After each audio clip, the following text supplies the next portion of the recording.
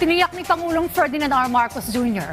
ang pagpapatupad ng mga abot-kayang serbisyong medikal na hatid ng mga programa ng PhilHealth.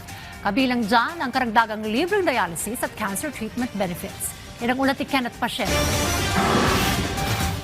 Sa harap ng mga hamong kinaharap ng bansa, hindi kinakaligtaan ng pamahalaan ang usaping pangkalusugan ng mga Pilipino. Malinaw ang direktiba ni Pangulong Ferdinand R. Marcos Jr. Tiyakin ang abot-kayang serbisyo medikal para sa lahat ng mga nangangailangan. Katunayan, nito lamang Lunes nang bumisita ang Pangulo sa Medical City para silipin ang pagpapatupad ng expanded benefits ng PhilHealth. Kabilang narito ang expanded maternity care packages. Sa ilalim nito, naitaas na sa dating 29,000 pesos mula sa dating 9,750 pesos ang makukuha ng isang normal delivery patient. Kung cesarean naman, maaaring makakuha ng 58 hanggang 62,000 pesos ang pasyente. Kaya para kay Michael na kapapanganak lamang ang may bahay, malaking kabawasan ito sa kanilang gastusin.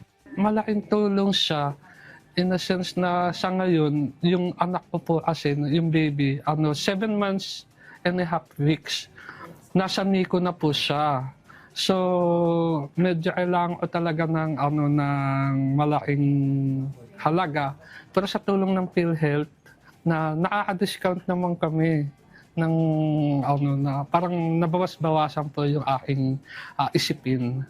Kabilang din sa programa ang Outpatient Emergency Care Benefit na sumasaklaw sa mga minor condition. Dito nakatakda na ang halaga para sa ER fees, diagnostics at mga gamot sa mga accredited na level 1 hanggang level 3 na ospital. Kaya si Melinda na kailangan ng check-up para sa kanyang karamdaman sa puso, tila nabunutan ng tinik. Napakalaking tulong po kasi hindi ko inaasahan na dito sa medical city ay ma-aabil ko yung through sa PhilHealth po. Kasi kung sa akin lang, sa amin lang, wala po talaga kaming kakayahan. Pero pasalamat po talaga ako dahil sa PhilHealth po ay na-covered naman po pati yung sa ambulance po namin, sa procedure po ng angiogram, at sa iba pa pong kailangan po dito ay naman po ng PhilHealth.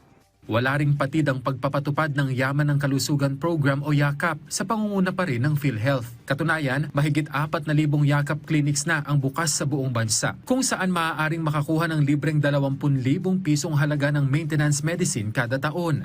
Ang YAKAP, by the mere word, yakapin para mailayo sa sakit. Kinabit na rin namin yung availability ng gamot at saka ng basic lab. We're hoping bumaba rin yung ating kailangan ma-hospital. Pasok din sa YAKAP ang basic laboratory tests, pati na ang diagnostic para sa cancer. Ginagawa natin mga paraan, maagang nagpapatingin, para hindi na uabot sa malubhang sakit. Kabilang din sa programa ng PhilHealth ang karagdagang libreng dialysis, gayon din ang mas pinalakas na cancer treatment benefits para hindi matigil ang gamutan ng dahil lang sa gastusin. Ikalat natin yung balita para alam ng tao kapag may karamdaman sila, meron silang gustong patignan, yung anak nila, whatever, meron silang pupuntahan.